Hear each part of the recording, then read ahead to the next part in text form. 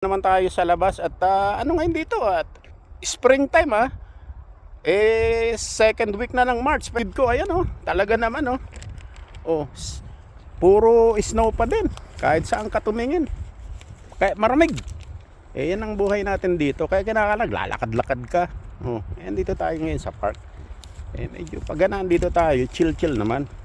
'Di ba? Yan ang ganda pag yun talagang puro snow ang paligid Talagang dapat yung springtime, dapat itong mga halaman na yan, tumutubo na ang mga dahon. Kasi ganyan taglagas, di ba?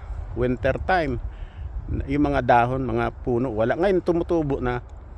Pero kumbaga sa atin sa Pilipinas ay pine tree. Ganon. Ayun Kaya maganda pa rin dito ang weather talaga. Kahit na pag nasanay ka na, pero pag hindi ka sanay, ayan tingnan mo ng kapal ng snow. Pero ano lang yan, adlib ko lang yan ngayon ang topic ko nga sa inyo ito sasabihin mo kaya tagal ko na dito sa abroad, tagal ko na sa Canada, ang tagal ko na sa US, kahit saan wala hindi makakuha ng tisay. Yung mga ganun, maraming nakapunta na dito na di naman naranasan magkajowa ng tisay. Kasi ganito yan alam mo kasi pagka siyempre yung kultura natin medyo likas sa atin yung mahihain ba, pinapedestal natin yung mga tisay. Ngayon ang mga vibes na yung ganon, yung mga shy type, yung sasabihin na lang, hindi po sasabihin ang tingin ng mga tisay, you're hiding something, parang ganon, ba't di mo sabihin?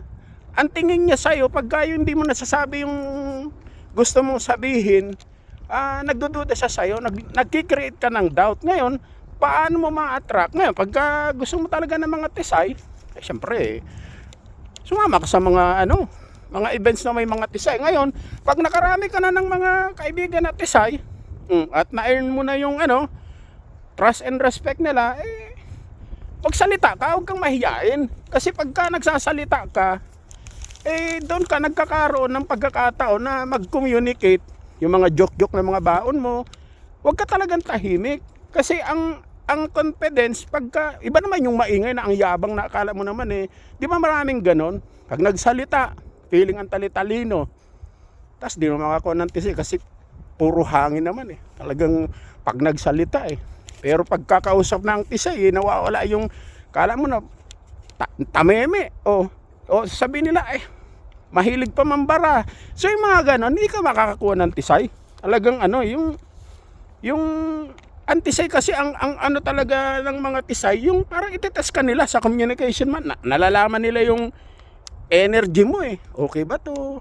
Ano bang dating na to? Pag napapatawa mo sila, antisay kasi hindi masyado talaga sa sa yung looks kasi yung mga itsura ng mga itim pero yung forma, yung pananamit mo lang, medyo ka din. Wag naman yung pananamit na akala mo naman hindi nila banang mga ganun, yung formang kahit di ka naman kagwapuan, pero pag nagsalita ka, yung napapatawa mo sila, yung iba yung may humor ka na with sense. Hindi naman yung patawan hindi naman kalbo na mag-uunggoy-unggoy ka na para kang payaso. Hindi naman ganon.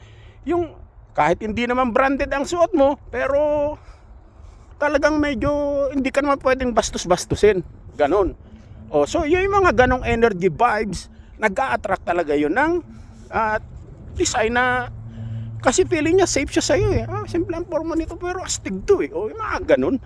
Tapos magaling ka pang yung hindi ka boring. Ngayon, ito na ngayon. Di sumama na sa'yo. Binom kayo, tumagay kayo. Sumama na sa bahay mo.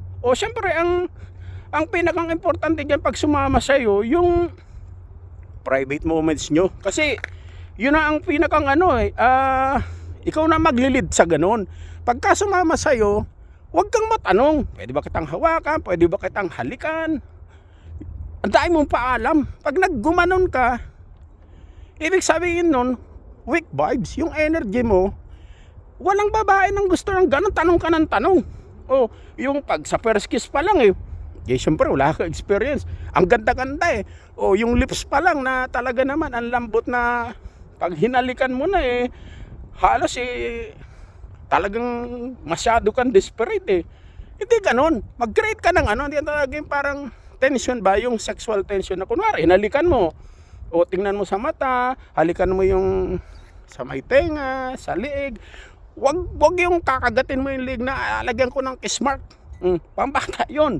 Hindi ganon, yung medyo gentle, tapos ganon, tapos yung mga salita mo na ano, talagang importante siya, yung dirty talks, importante siya, na bulong-bulungan mo, na talagang yung saka wag yung wag mong scripted, ito napanood ko sa porn, ito yung Tony Canadian Rock, yung moment na ikaw talaga yung ginagawa mo, hindi script, totoo siya, kasi nararamdaman nyo ng ng babae na parang ang ginagawa mo is parang may pinapalo ka na script.